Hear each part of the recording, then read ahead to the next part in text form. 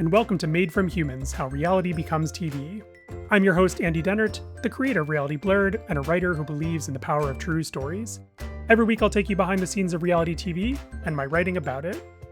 On this week's episode, inspired by Big Brother 28 and its elimination of a former Drag Race contestant, I'm revisiting an interview with Big Brother producers Allison Grodner and Meehan about the show's format. Has anything changed in 12 years? Plus, recommendations for 2 shows and 1 podcast episode. And stick around to the end for life advice from TV, once again from Mr. Rogers.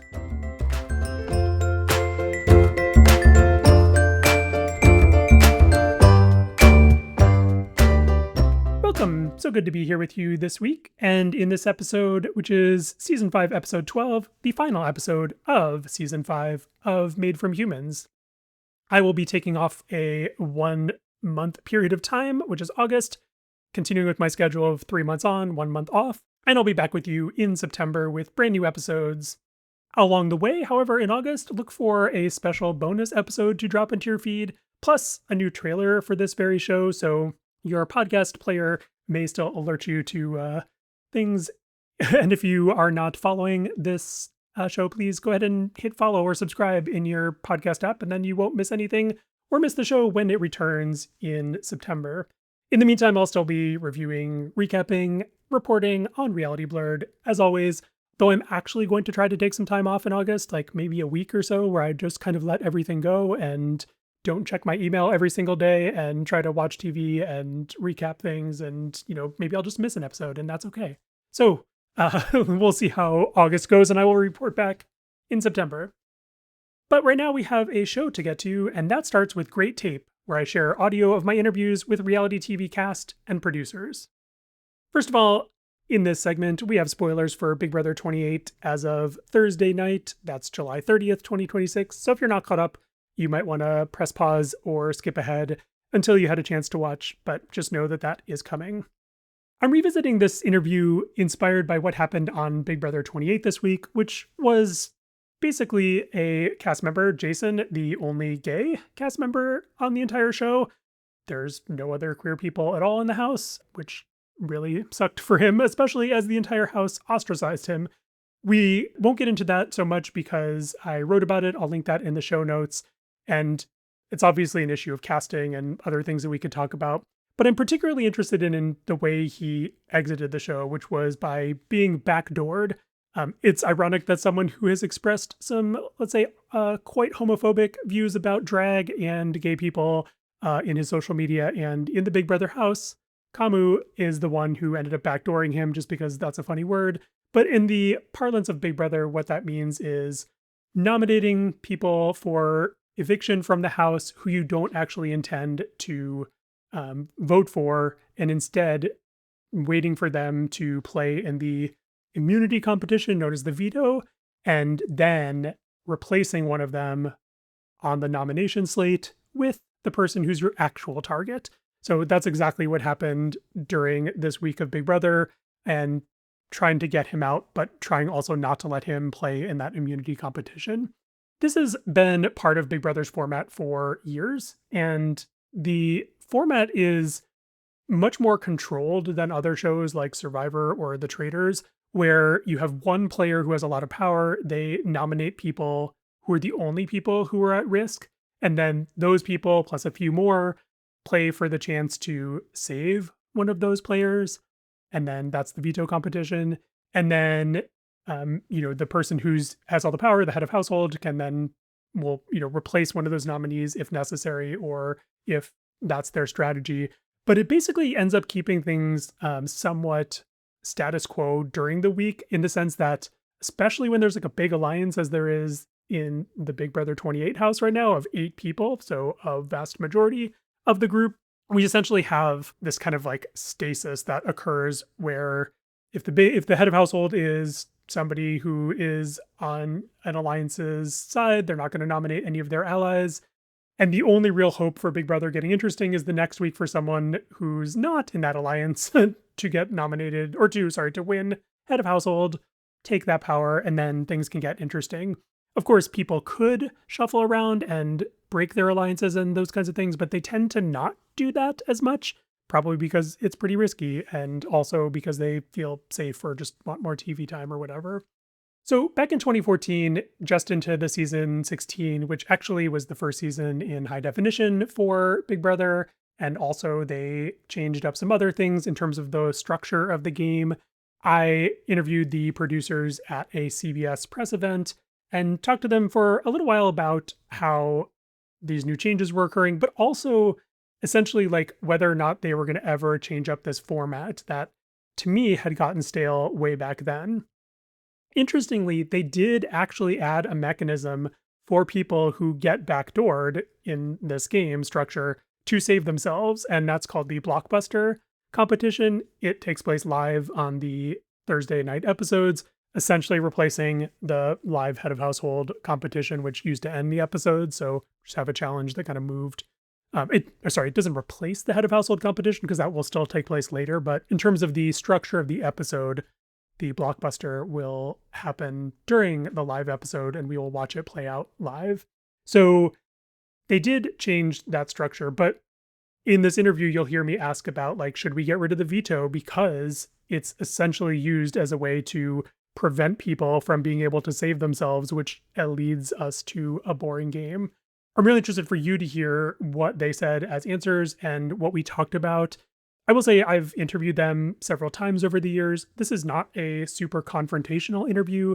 This is one in which I was, again, the season had just started back then. So there was something pretty gross going on in terms of one person who was interested in another. And we talk about that, but there wasn't any kind of like major, like there was no like bigotry blow up like on other seasons, or there wasn't something that we had just discovered about a cast member outside of the house, like happens in so many seasons. So it was something where we could kind of like talk about the structure a little bit more. And I think there's some interesting things in there, which is why I'm going to share it with you. So I'm going to share that with you right now. There are no cuts or edits in this. It's just completely as we talked. I will sort of tweak the audio to pull back background noise because we were at a very loud outdoor press event where they also had music, even though there were interviews going on and tons of people talking. So it was pretty loud, but that's what you'll hear. And I'll be back after it to chat with you a little more. So you may not answer them, Andy, but of course you can do whatever you want. No, of course. So it feels like kind of a refreshed, invigorated. You made a bunch of changes. What inspired sort of changing the game up and changing like a lot of stuff with like from the intro to other things in the show that had been the same for a while? It has. I mean, I think here we go into season 16. We're always looking for ways to refresh the show. And this year, a big game twist, as you saw. And with that came some new changes to the ceremonies, to the memory wall. Right.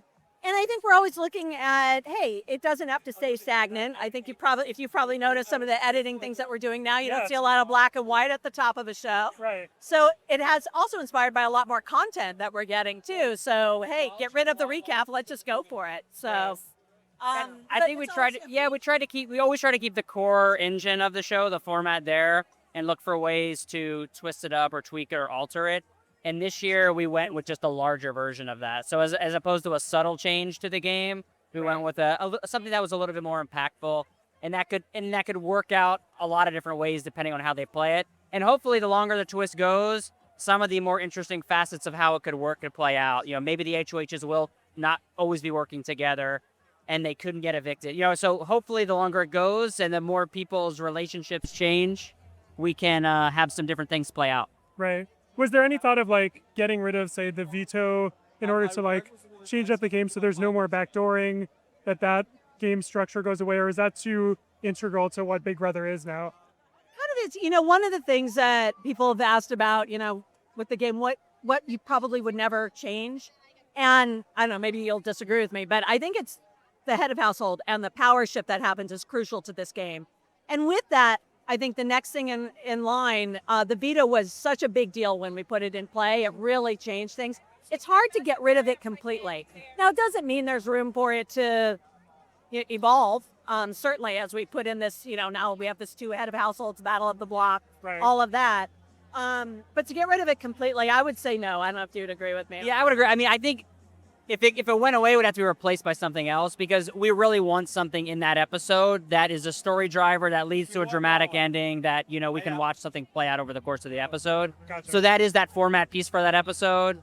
Live show, we have Eviction HOH, and Sunday we have Noms. So every episode has kind of a big piece that's driving the story. Sure. So I don't think we'd make it disappear.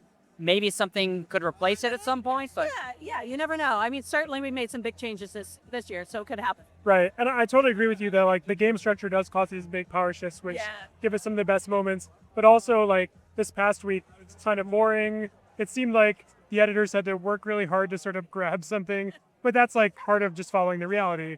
So It is, but it also gives us time to play other stories. I mean, to have characters emerge who haven't really had the spotlight, because we had these big, powerful players come in like Devin and take over the first 3 weeks. right. I think if you look back at any of these seasons, you'll see that in the beginning, there's like those landslide votes. They happen. Sure. Everyone's a little scared. They're feeling everyone out, and it's like, vote with the house because Right. God knows. So we'll see.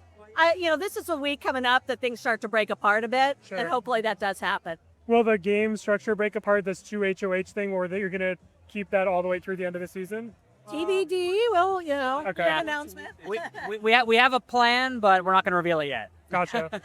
So that's good to know. Yeah. What about in terms of story that you told this week? So we, like kind of last week on the TV version at least, Caleb seemed pretty like the sort of showmance with Amber kind of thing. And then this week it was sort of revealed to be creepy and stalkerish, which is I think what the live feed watchers about the whole time. Can you talk to me about that story and what you're watching, and are you worried about her safety or I think the Big Brother house is one of the safest places to be. Sure. I mean, with all the cameras and 24-hour surveillance. I think that's the story. She's feeling that way, and he's being, there's the love triangle, or the whatever you want to call it, with Cody and him, the jealousy triangle right with, there? with Because the love Cody and triangle would Amber. be consent. Yes. He's possibly, getting a little creepy, a little stalkerish. But we'll see. I mean, we're just playing the story that's evolving right now. Yeah.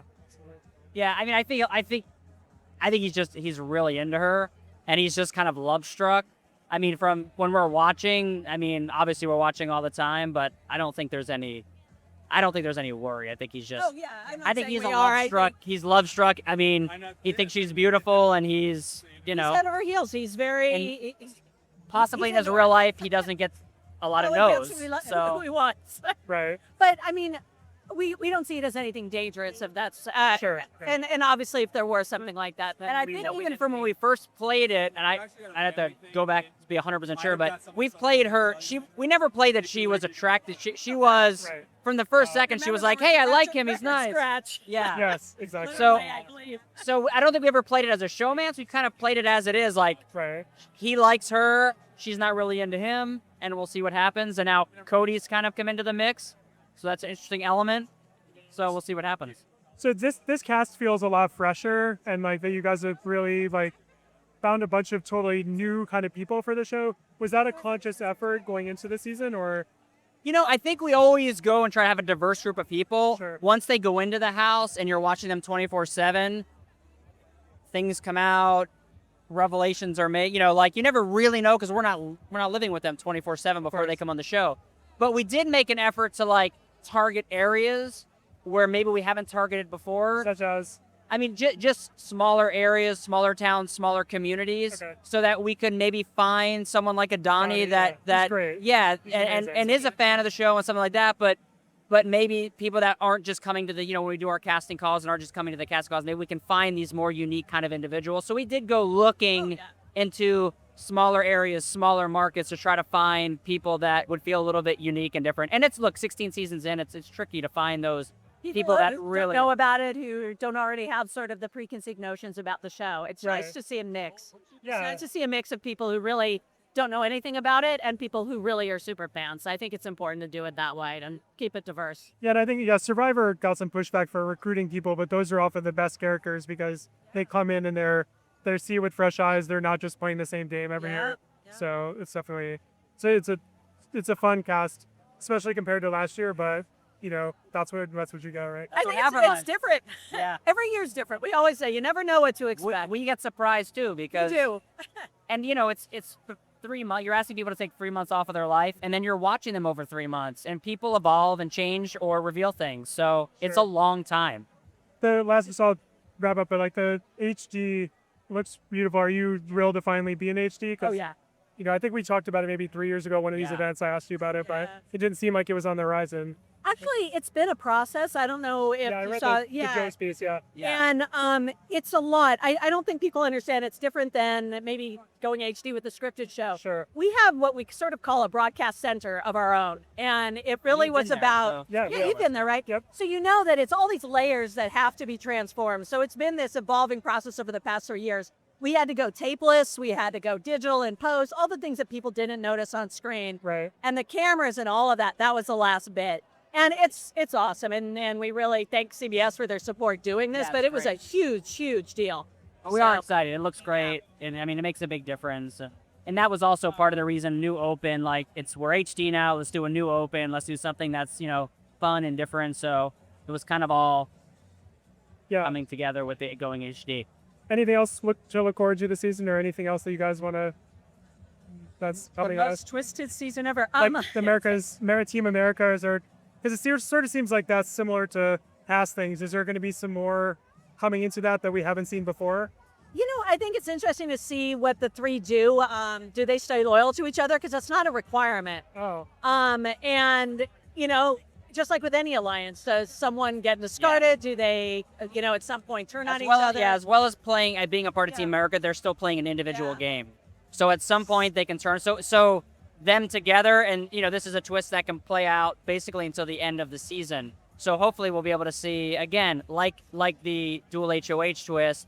There's a lot of ways it could go, but ultimately it's at the hands of the people playing the game what they decide to do. And or get rid of the person who gets nominated for Team America. Exactly. Right? Exactly. So it'll be interesting to see what happens with that. There's always twists and turns ahead. So, and again, the expect the unexpected breath. So we never know what's going to happen with this season. But so far, so good. We're actually really happy. So, seems like you are too a little bit. Yeah, more. it's significantly better. So we appreciate some of the articles. Yeah, no, and I don't pay attention to shows that I don't ultimately like.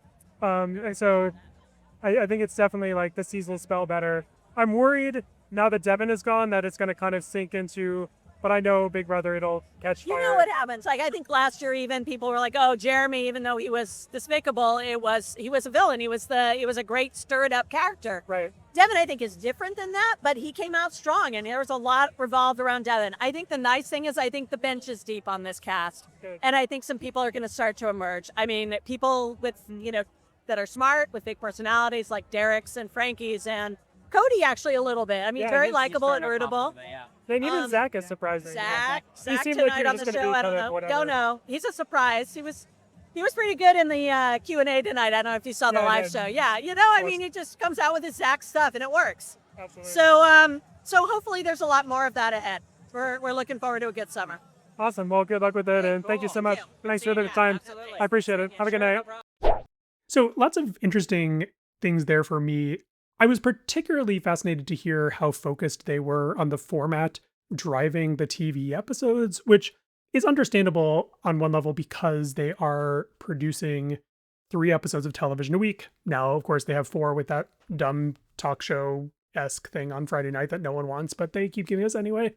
And they need to basically produce those on the fly. That's a couple days after the events happen, we have an episode. And so that's pretty fast turnaround. Love Island is obviously doing a version of that even faster because they're doing multiple nights a week and it's like the events of the day before. But Big Brother's pretty unique in this way, as is Love Island, because most shows have at least some time to process the footage, to go through it with story editors, to log it in the first place, do all this other stuff. So the fact that they're really thinking like the format is like, we need this challenge to be this episode. I actually think that still doesn't work. Like, I don't love that Wednesday night's episode end with the veto competition, especially when that takes place on like Sunday or Monday in real time. So now we have several days after that we have to put all of that footage in at the top of the program on Thursday night, the live eviction episode, because Thursday nights have to catch up live. So it just feels like there's not enough, like it's sort of like everything's off balance. That said, I understand it from a practical and logistical sense. I was disturbed once again to kind of hear the conversation about this love triangle, which wasn't a love triangle at all because one person wasn't interested. So the fact that they're still so interested in these showmance and relationship stories, which I think are completely uninteresting, and it's not The Bachelor, it's not Love Island. We're watching this as a strategic social game. And sure, relationships develop and follow those, but like just they're giving them way too much attention for what they are, and that has been the case over the years since then as well.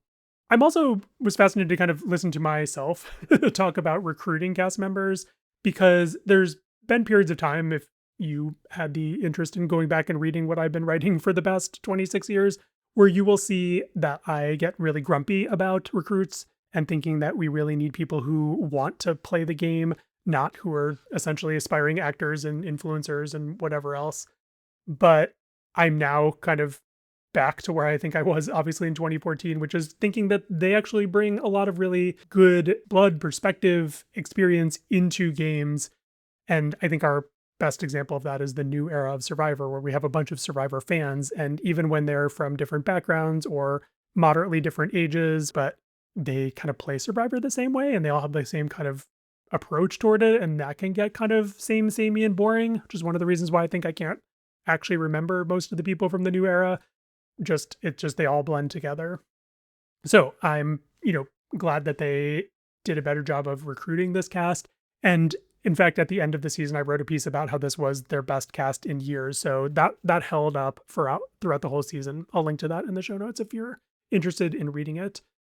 The last thing I'll say is I really appreciated what Allison Grodner says, where she says, quote, "We appreciate some of the articles," and the sum definitely made me laugh because, of course, I have never been one to spare this show, especially, but other shows or any show when I think that it needs to be criticized for what it's doing to people in the game or doing to us as viewers or presenting to us as viewers. And I am certainly hard on this show in a way that is impossible to be on other shows because we have access to the raw footage. And that's something I wrote about with Selena/Jason. It's Jason because Jason was playing as Jason in Big Brother. And just how Kamu's essentially like campaign to target Jason and the isolation that Jason experienced was not something that the show included at all.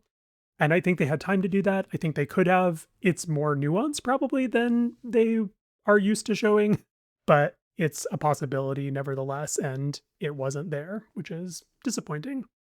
I got off on a little tangent there. Back to the fact that I really do appreciate that back then they were reading what I was writing. I don't know if they still are or listening to this or engaging with any of my other coverage, but I really do always appreciate when people who make reality TV read, engage with criticism about it, and especially when they talk to me, when they agree to answer my questions or push back against something that I've said to try to either help explain their perspective or help me understand their perspective or tell me that I get something wrong. Like, I'm willing to admit that, of course, whenever that occurs.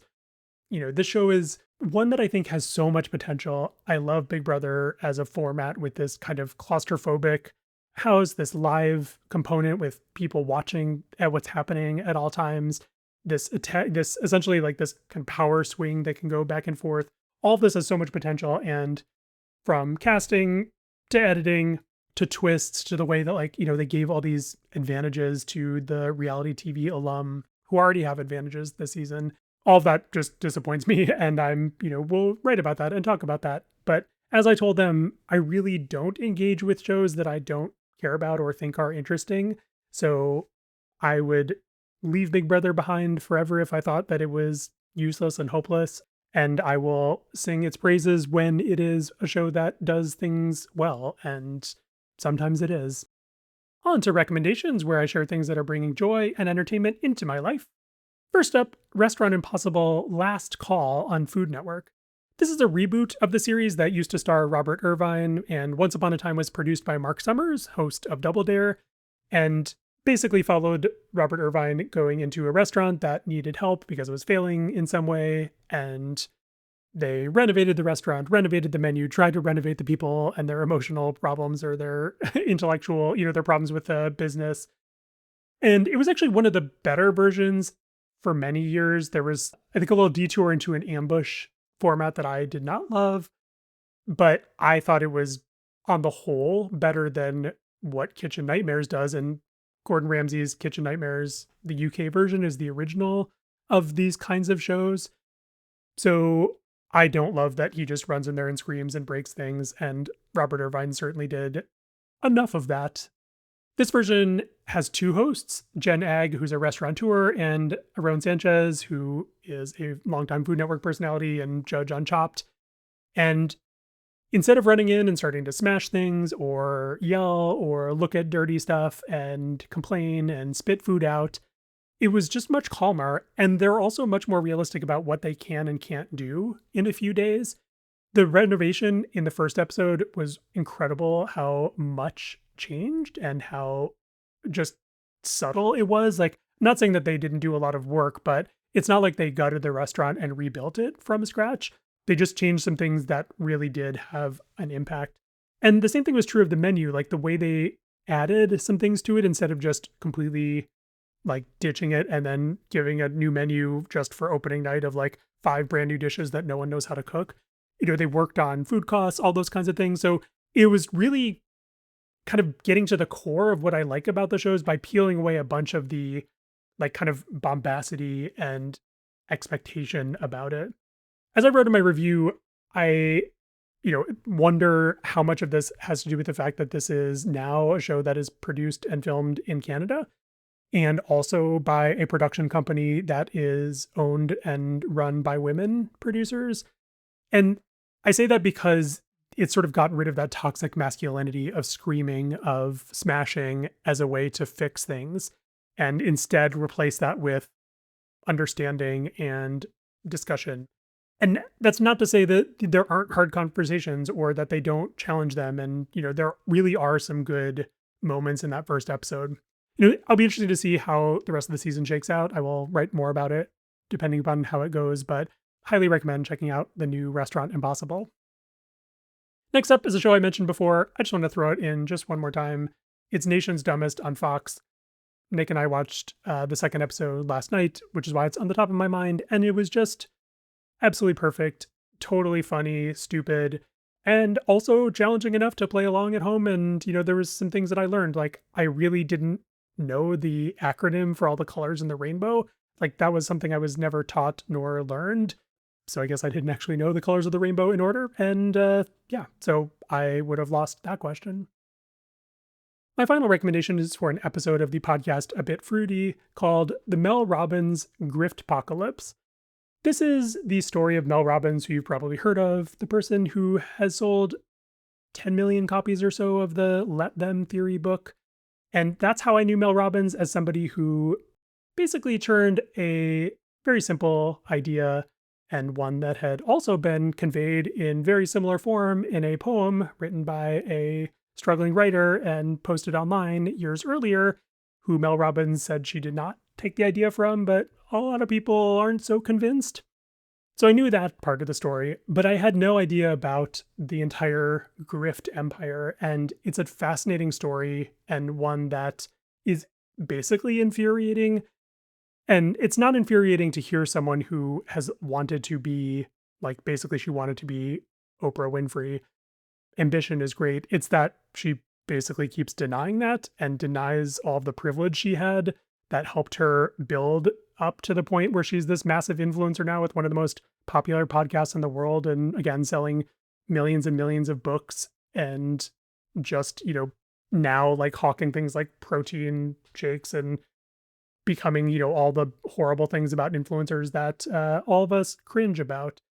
Just a really good exploration of something that is, somebody who is popular, somebody who has an audience, and just telling that full story. So highly recommend that episode.